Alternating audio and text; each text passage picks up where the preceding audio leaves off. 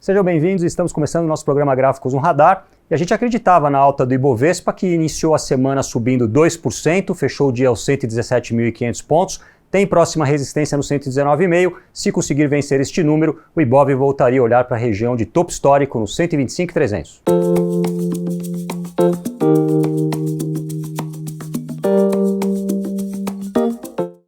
O Ibovespa trabalha com uma alta de 2% nesse momento, aos 117.600 pontos, vai confirmando a quebra do triângulo simétrico desenhado no gráfico diário, que tem próximos objetivos projetando aos 119,5 e depois no topo histórico marcado aos 125.300 pontos. Do lado inferior, a linha dos 115.200 passaria a atuar como primeiro suporte no caso de alguma correção.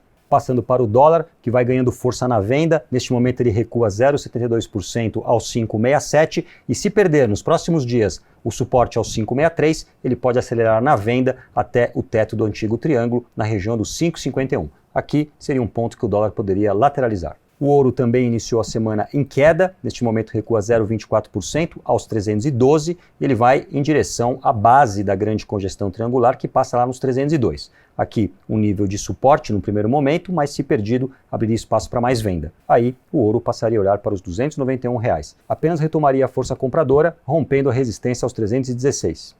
Vamos analisar agora as ações, começando com o Itaú, que sobe 1,5% neste momento, aos R$ 27,53. O banco vai testando o apoio aos R$ 27,00 de uma estrutura que ainda pode ser uma bandeira de alta. Para isso, ele precisaria vencer a resistência aos 28,52 e, neste caso, voltaria a olhar para os 30,18 e depois para os 30,98. A Petrobras trabalha no campo positivo, mas sem muita força, pois ela está sendo influenciada pela forte queda do petróleo, que cai mais de 3% hoje. Ainda assim, o seu desenho no gráfico diário me parece de alta. Aqui a gente fala de um pivô que seria confirmado com a quebra dos 24,63 e aí a Petro passaria a olhar para os 25,20 e acima deste nível não teria mais nada a não ser ir fechar o gap que ficou lá nos 27,18. Atendendo agora os pedidos dos nossos investidores, vamos começar com o gráfico da Oi. Aqui, uma possível terceira bandeira de alta consecutiva vai se formando no gráfico diário. A confirmação viria com a quebra dos 2,02 e, neste caso, a Oi teria um objetivo mais longo apontando para os 2,99. O suporte dessa estrutura ficou na região entre os 1,80 e 1,66. A Klabin também ensaia uma segunda formação em bandeira de alta consecutiva.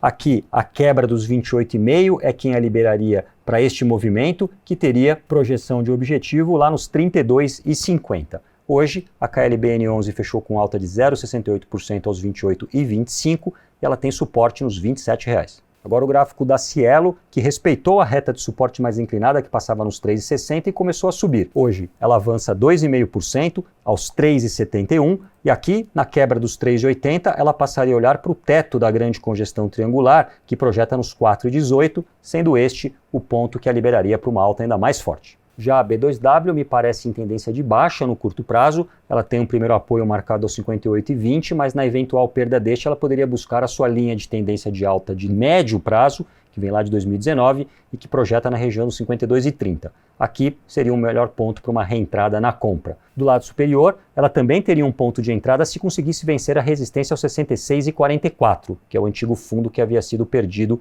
em janeiro deste ano. Acima deste patamar, próximo objetivo projetaria em 77,94. Este é o gráfico da Sul América ON. O ativo trabalha dentro de um grande triângulo simétrico e com possível formação de bandeira dentro deste triângulo. A confirmação viria com a quebra de duas resistências, aos 13,38 e depois aos 14,40. Neste caso, ela teria projeção de objetivo inicial aos 15,88 e depois passaria a olhar para os 17,90. O suporte é nos 12,55. A Tenda trabalha dentro de um canal de baixa e se encontra no meio deste canal. Hoje ela está cotada a 26,13, tem suportes aos 24,61 e aos 23,30, a base do canal, e para cima, resistências aos 27,49 e aos 29,50. Para retomar a alta de curto prazo, precisaria vencer este último ponto. A Uzi Minas começou a semana com força na compra, sobe 3% neste momento e aos 17,13 ela se aproxima da primeira resistência nos 17,42. Na quebra deste patamar, a gente já falava aqui uma projeção de objetivo mais longa a partir do rompimento do antigo triângulo simétrico,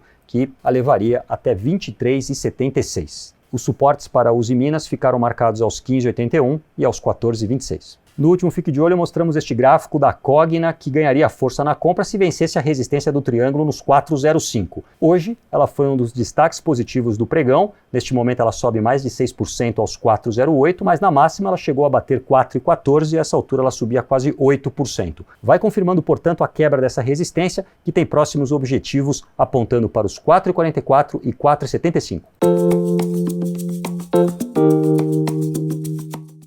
E vamos ficar atentos ao gráfico da M Dias Branco, que num pregão mais negativo, ela encostou na base de uma formação triangular que passava nos 28,30. Neste momento ela trabalha aos 28,38, daria para apostar numa reação em direção à resistência que ficou nos 31,61. Bem, pessoal, essas foram as análises que eu separei para hoje. Tenham todos uma ótima semana. Até amanhã.